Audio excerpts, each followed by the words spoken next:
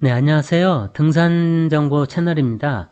이번 시간에는 등산을 쉽게 하는 방법에 대해서 이야기를 한번 해볼까 합니다. 어떻게 하면 등산을 쉽게 할 수 있을까요? 과연 등산을 잘하는 비법이 있을까요? 등산을 즐기고는 싶은데 체력이 딸려서 조금이라도 덜 힘들게 등산할 수 있는 원리가 있다면 힘든 분들에게는 도움이 되겠죠. 등산하시는 분들, 혹시 등산학교나 유튜브에서 등산 기술에 대한 강의를 들어보신 적이 있다면 다음과 같은 주제들이 포함되어 있을 겁니다. 페이스를 일정하게 하라. 걸을 때 폭폭을 좁게 하라. 발 전체로 평평한 곳을 디뎌라. 등산 스틱을 사용하라. 타이거 스텝, 레스트 스텝을 써라. 배낭 무게를 줄여라. 호흡을 격하게 하지 마라. 탄수화물, 당으로 행동식을 하라. 주로 이런 주제들입니다. 강의의 내용이 어떻게 됐든지 이 내용들이 부분적으로 포함이 되어 있습니다. 이 내용들은 등산하는 방법, 등산 기술에 관한 방법들인데요. 자, 그러면 이런 내용들은 왜 도대체 이렇게 하라는 것일까요? 단순히 그렇게 해야 된다라고만 들었다면 그것으로는 좀 부족합니다. 그 이론들의 공통적인 원리를 파악해야 됩니다. 이 모든 등산 기술, 등산 방법에 내재된 원리는 바로 에너지를 덜 소모하게 한다는 겁니다. 다른 말로는 힘을 덜 쓰게 한다는 것입니다. 이것을 운동할 때 권장되는 원리와 비교해 본다면 더 뚜렷하게 알 수 있습니다. 등산 후에 다른 운동 하시는 분들도 있죠.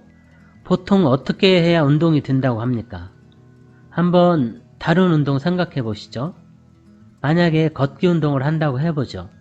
걷기를 할 때는 보폭은 조금 넓게 하고 속도는 좀 빠르게 하고 인터벌로 속도 변화도 주라고 합니다.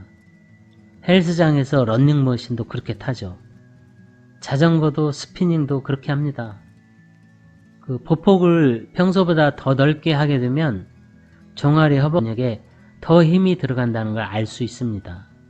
속도도 빠르게 하거나 경사를 주거나 느렸다 빨렸다 하면 숨이 더 차고 힘들죠.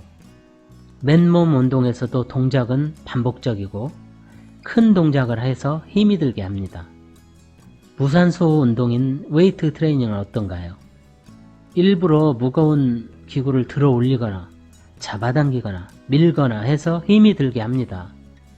게다가 부위별로 나눠서 버거운 무게를 일정한 횟수 이상 반복하게 해서 근육이 더 힘들도록 만듭니다. 또 식이요법의 영양소는 어떻습니까? 주로 근육의 영양소가 되는 단백질 위주로 합니다. 이와 같이 일반적인 운동에서는 공통적으로 심폐나 근육을 일부러 힘들게 한다는 걸 알 수 있죠.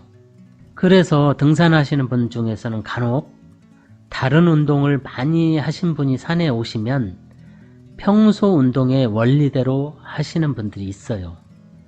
남들보다는 운동을 안다고 생각하고 운동하시는 방식이 몸에 배어 있기 때문에 같은 방식으로 등산을 하려고 합니다. 하지만 아까 말씀드린 등산 기술, 등산 방법은 평소 알고 있는 운동의 원리와는 완전히 반대입니다. 등산에서는 권장하는 방법들은 모두가 에너지를 안 쓰게 하는 것, 힘이 안 드는 기술입니다. 한마디로 운동이 덜 드는 원리입니다. 자, 그러면 여기에서 또 의문이 생길 수 있습니다. 등산도 운동의 한 종류인데요. 운동 목적으로 등산을 하고 다이어트를 위해서 등산도 하는데 도대체 왜 다른 운동과 같은 원리대로 하지를 않고 힘을 쓰지 않는 방법들을 권장하나요? 라고 물음표를 달 수가 있잖아요. 운동이 되도록 해야지 일부러 운동이 안 되도록 하는 이유가 있냐는 것이죠. 왜 그럴까 생각해 보신 적이 있으실까요? 그 이유는 바로 그런 운동량이 필요 없기 때문입니다. 등산 정체 과정이 이미 운동량이 충분하기 때문에 더 이상 체력을 소진시킬 필요가 없고 오히려 체력을 아끼는 게 더 좋기 때문입니다.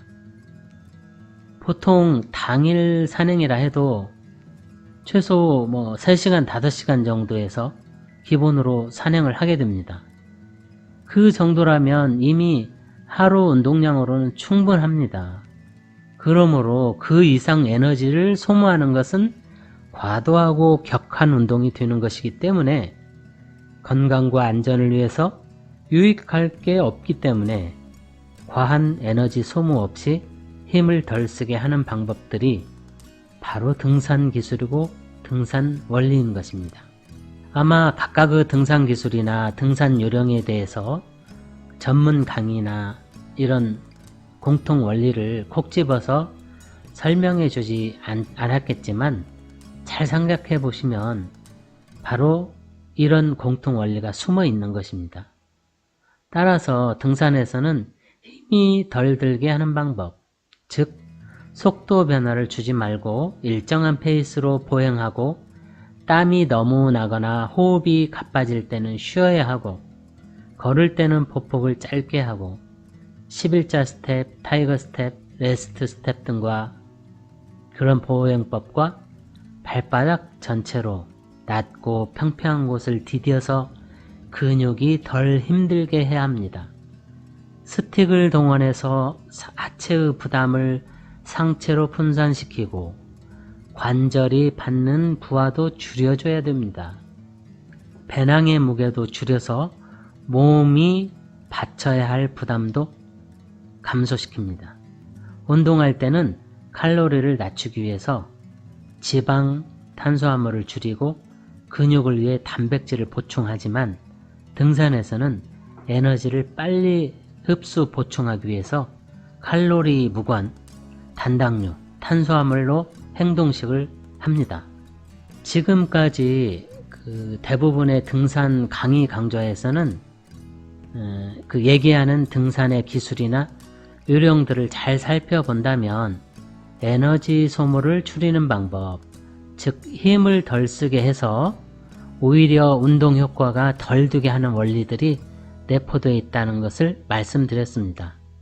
등산하실 때 이런 공통 원리를 잘 이해하고 이런 방향으로 각각의 동작들을 실천하신다면 같은 등산을 하시더라도 남들보다 조금은 더 쉽게 등산을 하실 수 있을 겁니다. 오늘도 함께 해주셔서 고맙습니다.